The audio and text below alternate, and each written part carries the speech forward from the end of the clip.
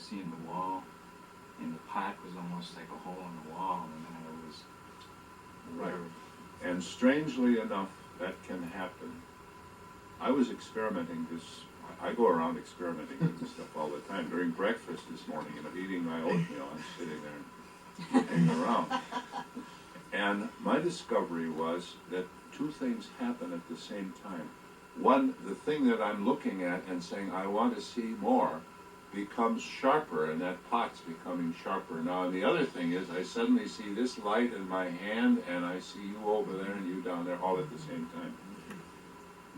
Did any of you, besides Gary, have that experience? You had that experience also? It's amazing that the object becomes sharper, and you take in more of the ambience of your gaze becomes wider. Think of the significance of this for doing therapy.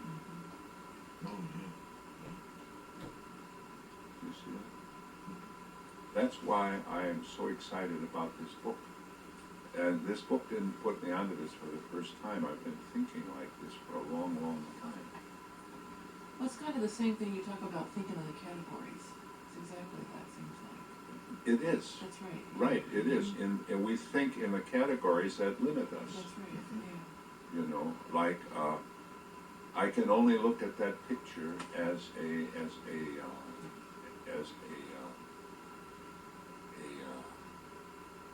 an ornamental or decorative item.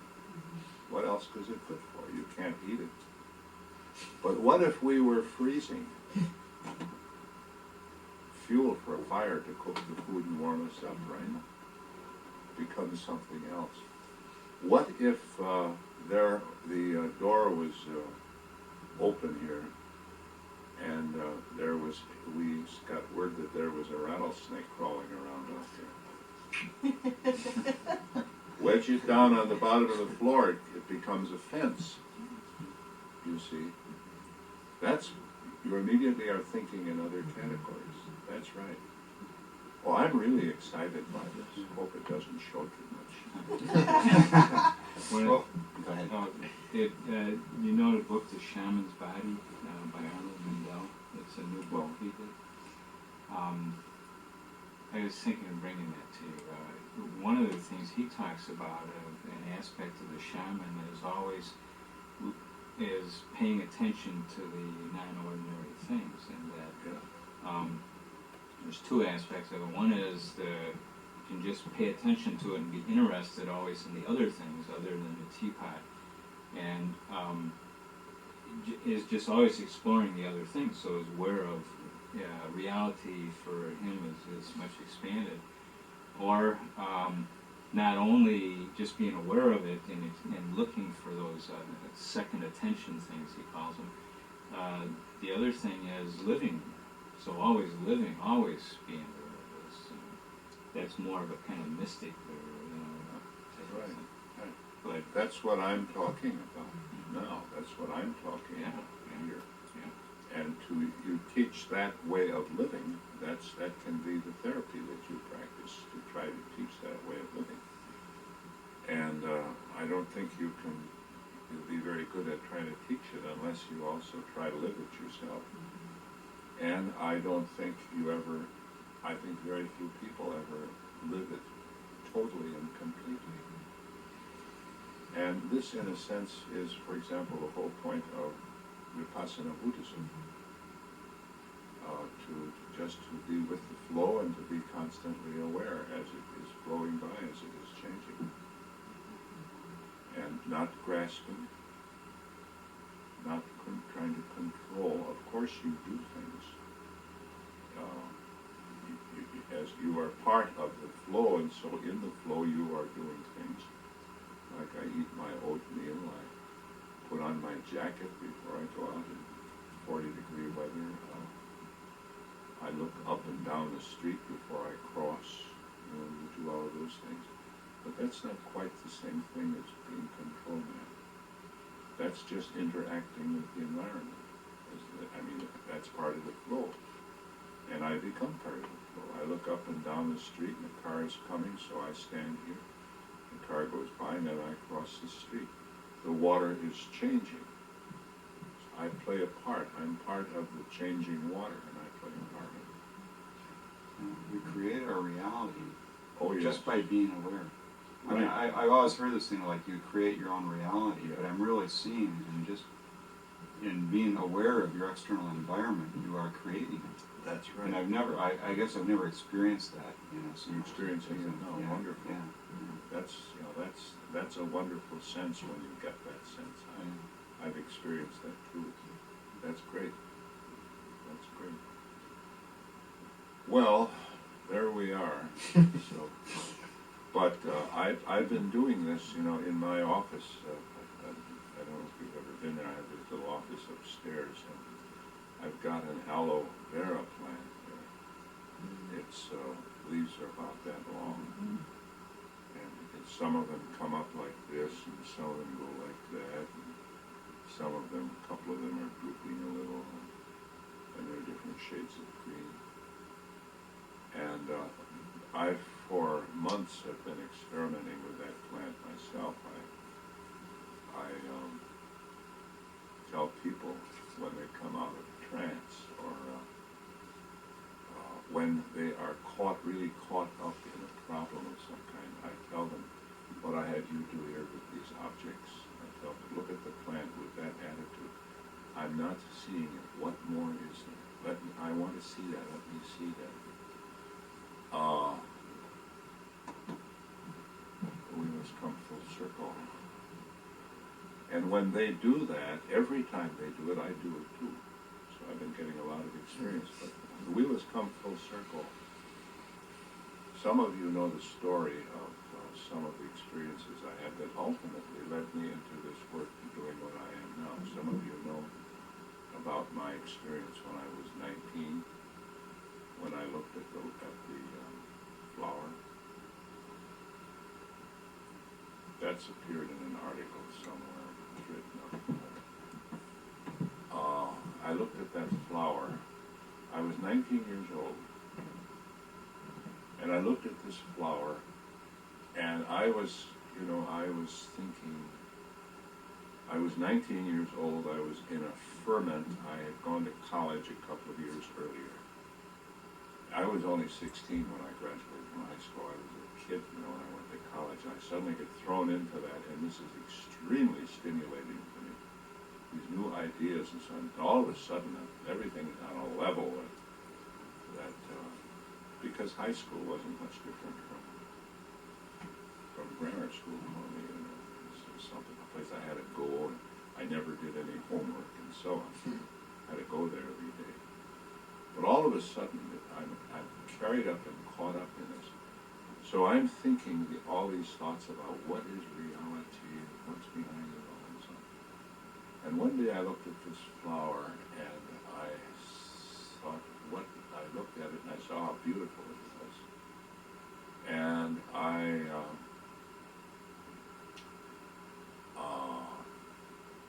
said to myself, what is really there? What is really there? What is it? And I closed my eyes and I said, oh, let me see it.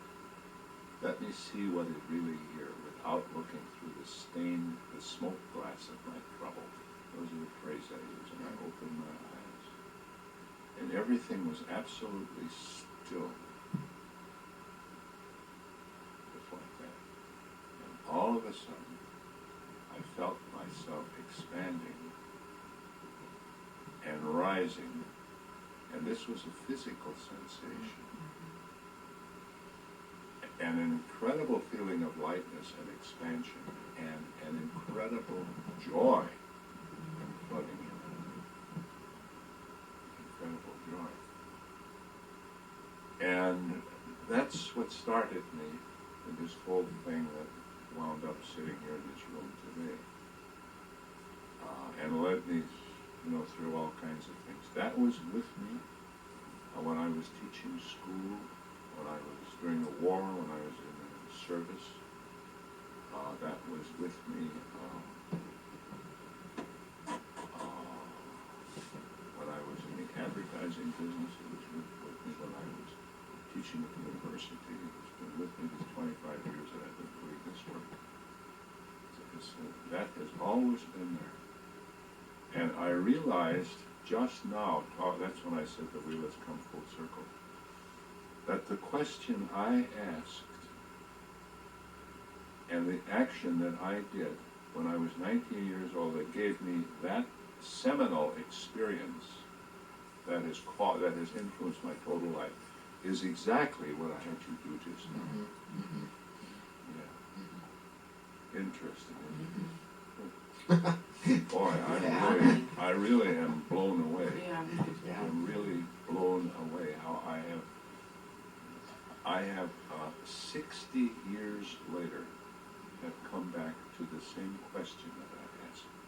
And I'm suddenly, got all these big insights.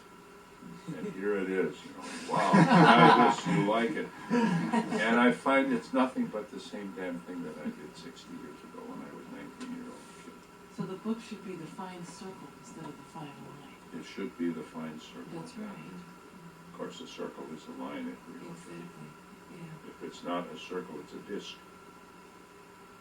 Yeah, right, you're right, the fine circle. Yeah. Wondering if later we could have a road trip up to your office to see it. I mean, I've heard you talk about your office. I mean, Do you want to see my office? Mhm. Sure, when we break for lunch, I'll be glad to take you up there. I don't know if we'll all fit in. We'll try it. We'll all go in and close the door and see how it fits. Okay, well, I was just going to mention there's an environmentalist. His name is Wes Jackson. He's also a recipient of one of the Right Life MacArthur Fellowships where they just give people those scads of money. And he talks about, people talk about the environment.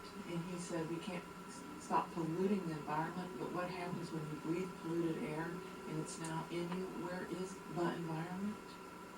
mm-hmm. And it's the same thing, thinking in different categories in the lumping and separation. Yeah. And he says until we realize we are the environment, we probably will not take as good a care of it as long as we keep seeing the environment's out there. Yeah. I've used that figure for years of the air that connects us. You think of this ocean of air that we're in. It's like we're like fish in an ocean. Fish are in the ocean. We're in the ocean of air. This air comes into my body.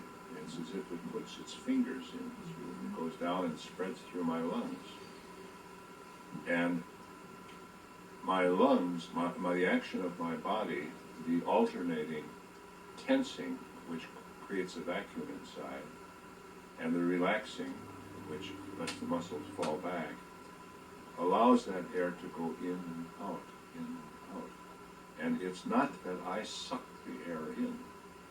The air goes in because the Boyle's law, one of the laws of gases, is that air always doing that, and any gas, an atmosphere and air will seek a lower pressure, just as water seeks a lower level because of gravity.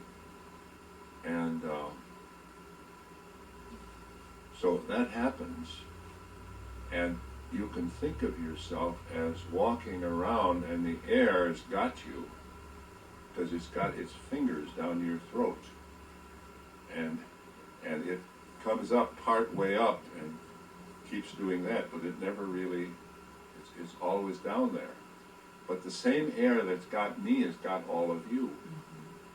So seen from that point of view, and now what happens in the lungs? The air goes into the lungs, and at the same time the blood is flowing all through your body, and in the course of its flowing, it flows through the lungs, and it flows through tissue which is so thin that the air and the blood, without the blood leaking out and leaking into your lungs, although that can happen, you can have a hemorrhage in your lungs, but that doesn't quite happen. But the tissue is so thin that the blood and the air actually mingle.